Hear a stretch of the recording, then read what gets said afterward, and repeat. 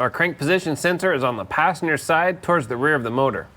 If you look at our oil drain plug, just kind of follow it straight up and it'll be right there. We have our electrical connector. We'll just pinch that, pull back. There we go. So it's just this little tab. We're pinching in and then pulling it out. Our sensor is held in place with a 13mm bolt on the side. There we go.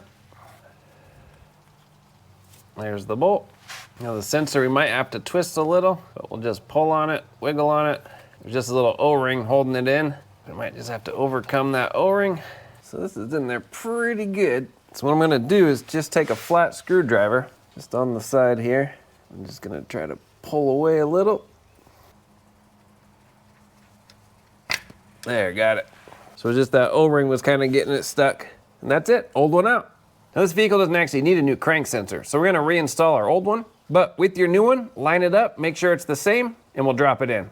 Want to put a little dielectric grease or oil on our O-ring. That'll help it slide in a little better. Then we'll push it in, keep wiggling it, push it in. You'll feel it pop in.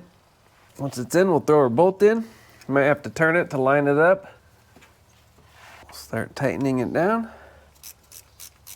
Just good and snug, doesn't have to be too tight. And that's it. We'll get our electrical connector, plug it in, give it a tug, make sure it's on good, and we're done.